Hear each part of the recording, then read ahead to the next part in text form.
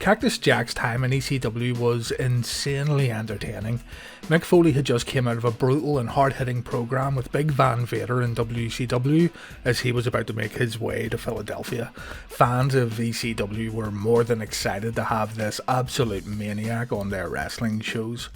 Cactus Jack in ECW just made sense to a lot of people. There was nothing that Mick Foley wouldn't do in the ring when it came to the extreme and the hardcore, so Cactus Jack and ECW were just made for each other. Mick Foley, however, would take these expectations placed on him and completely turn it around. When the fans expected brutal and extreme matches from Cactus Jack in storyline, he refused. When Mick Foley denounced the hardcore style of wrestling while in ECW and told the fans that he would not wrestle in matches just to meet their expectations, he drew a serious amount of heat that, in reality, could never be replicated. So sit back as we dig into this extremely noteworthy time in Mick Foley's career as we take a look at the Cactus Jack character in ECW. Even in the early days, ECW fans were some of the most loyal wrestling fans in the world. Gaining their acceptance too as a performer wasn't an easy task. Just ask Tommy Dreamer, for example, who spent the best part of his first year getting booed by ECW fans. In saying this, once acceptance was gained, whether it be through pure wrestling skill or your ability to take a beating and come back for more, the ECW fans would remain loyal to a superstar, usually until the end of their time with the company. ECW fans were also smart fans. They were tape traders. They understood there was more to wrestling than the mainstream, and they knew a lot about the business before the internet became a cesspool for sharing wrestling rumours and news. Many people would call ECW fans boisterous and somewhat annoying, but they were also some of the most passionate fans in the world. There really has never been a fan base in wrestling, in recent times anyway, that compares to the sheer devotion that the ECW fans had for their chosen wrestling company. So when Mick Foley was seen in WCW having brutal matches in a somewhat family-orientated show, fans of ECW knew he belonged in Philadelphia. Take, for example, Mick Foley's match against Vader at Halloween Havoc 1993. This showdown was deemed so brutal that the WCW higher-ups refused to book Cactus Jack vs Vader ever again on pay-per-view. This kind of notoriety served ECW fans quite well. Come over to ECW, you can have all the brutal matches you want, and our executives won't stop you from doing so. Joey Styles summed it up well when he said, Mick brought credibility to the ECW locker room because fans knew him as Cactus Jack. Even if he wasn't a top star in WCW, he was a star who had serious TV time. His style was also suited perfectly for the early days of ECW, when it was all about being extreme, it was all about being physical, and it was all about getting people's attention. Thanks to a short-lived talent exchange agreement between ECW and WCW in early to mid-94, Cactus Jack was able to make his first appearance for NWA Eastern Championship Wrestling in May of that year. Cactus Jack was defeated by Sabu in his first ECW match at Hostile City Showdown, a match that had a ton of interference but still definitely worth a watch. During a promo shortly after the Sabu match, Mick Foley on ECW TV spat on his WCW Tag Team title belt in an emotionally charged promo, a promo style that Cactus would become extremely good at during his time in ECW. After the Sabu match at Hostile City Showdown, Cactus returned to WCW. He and his tag partner Kevin Sullivan dropped the WCW tag titles to Paul Orndorff and Paul Roma at Bash at the Beach 1994, and Cactus Jack would again return to ECW while still under WCW contract. At Hardcore Heaven 1994, Cactus Jack and Terry Funk had a brutal match that went to a no contest, and 2 weeks later, Cactus Jack and Mikey Whipwreck defeated the Public Enemy to win the ECW tag titles. Mikey Whipwreck would play an important part in Cactus Jack's ECW journey, but more on that later. Cactus decided then to leave WCW, preferring to work ECW and independent shows here as he felt he couldn't move any further up the cards in Atlanta. At WCW Fall Brawl 1994, as a way to end the Cactus Jack saga in WCW, Mick Foley lost a loser leaves WCW match against Kevin Sullivan. Over the next 2 years or so, Cactus Jack would work everywhere and anywhere. He worked for ECW, he worked for NWA affiliated promotions, he worked in Japan and took part in some of the most infamous hardcore matches known to man. But let's slow down and try to keep track here of Cactus in ECW. We could spend hours talking about Cactus in IWA Japan, for example, but let's just stick to Philadelphia. Cactus Jack and Mikey Whipwreck would go on to have very entertaining matches with the Public Enemy, eventually losing the titles to Rocco Rock and Johnny Grunge at November to Remember 1994 before Mick went off to Smoky Mountain Wrestling for a brief period of time. In the new year, Cactus Jack began a feud with the Sandman, and at the ECW Double Tables event in February of 1995, Cactus and the Sandman had a Texas death match that went on for around 15 minutes that Cactus Jack won. Cactus then got a taste for death matches in Japan, taking himself over to IWA Japan for a month to put himself through some serious punishment while making a name for himself with extreme audiences in Japan. Cactus came back to ECW in April, going on to have a match with Terry Funk at Hostile City Showdown 1995. This match saw Terry Funk attempt to set Mick Foley on fire. Hardcore Heaven 1995 saw Cactus Jack get a shot at the ECW Championship when he met the Sandman.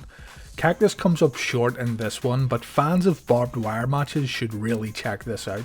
At one point, the Sandman wraps the barbed wire around himself and proceeds to just launch himself at Mick as the ECW fans cheer on.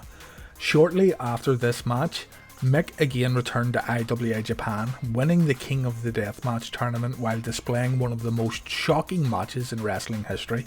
The final match, featuring Mick Foley vs Terry Funk, needs to be seen to be believed.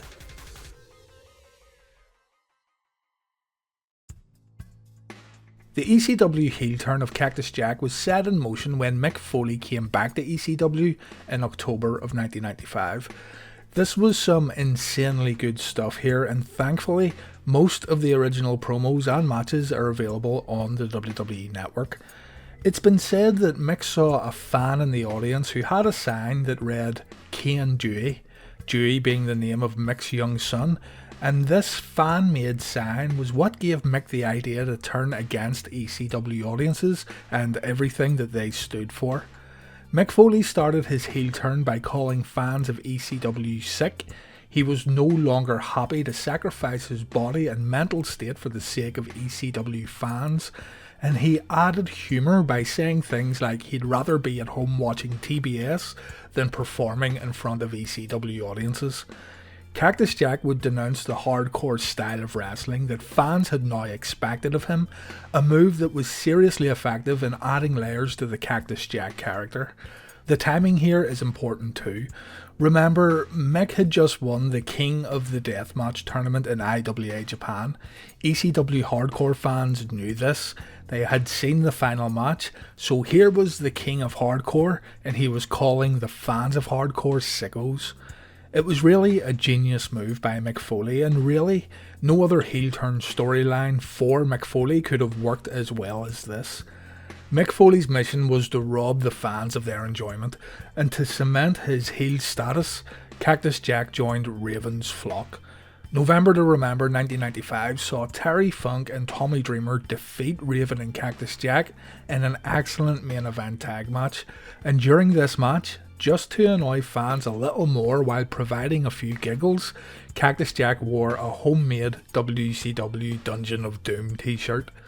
Soon afterwards, at the Holiday Hell event in December, Mick Foley was scheduled to work against Sabu. Before the match, Mick Foley announced that the match wouldn't be a standard ECW affair, but instead it would be an Olympic-style amateur match. So Cactus Jack versus Sabu in an amateur wrestling match at ECW Holiday Hell. Of course, the match turned into a normal Extreme Rules match when 911 came to the ring and took out the referee, but this night was a shining example of Mick Foley annoying the fans of ECW. By early 1996, word had gotten out that Mick Foley had signed with the WWF while he was still performing in ECW. Of course, Mick would use this to his advantage by taunting ECW fans, pretty much saying that he was destined for the promised land where he wouldn't be expected to put his body on the line day in, day out, which ironically enough wasn't the case at all.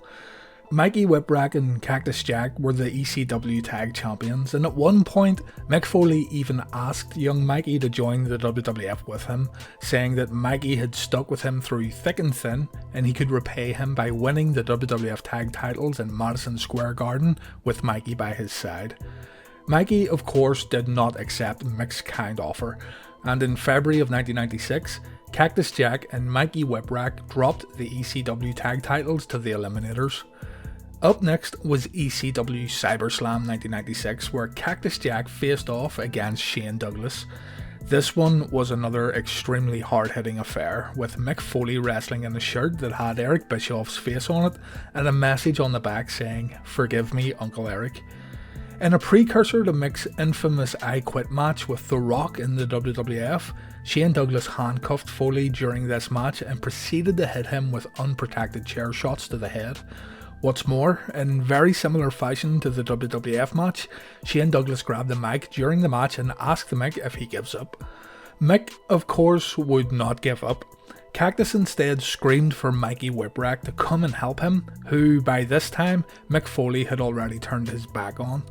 Mikey did indeed come to the ring, but he nailed Cactus with a seriously hard chair shot. Mick was knocked out and Shane got the pinfall win. So Mick Foley then had his final two matches in ECW in March of 1996. On the 8th of March, he worked against Lionheart Chris Jericho, with Jericho scoring the win here. This whole match is available online, by the way, if you want to check it out. Cactus Jack was now being billed from Stamford, Connecticut, the most hardcore place in all of mankind, and during the match with Jericho, Cactus was still getting boos from the ECW audience. The next night though, when Cactus Jack defeated Mikey Whipwreck in his final ECW match, the crowd gave him a warm reception while chanting "Please don't go" at Mrs. Foley's baby boy. The fans gave Foley a standing ovation at the beginning of the match, and after the match, which Cactus Jack won, the crowd again applauded Mick Foley. Foley was now all set for the World Wrestling Federation, and on the 1st of April 1996, the night after WrestleMania 12, the Mankind character was introduced to audiences around the world.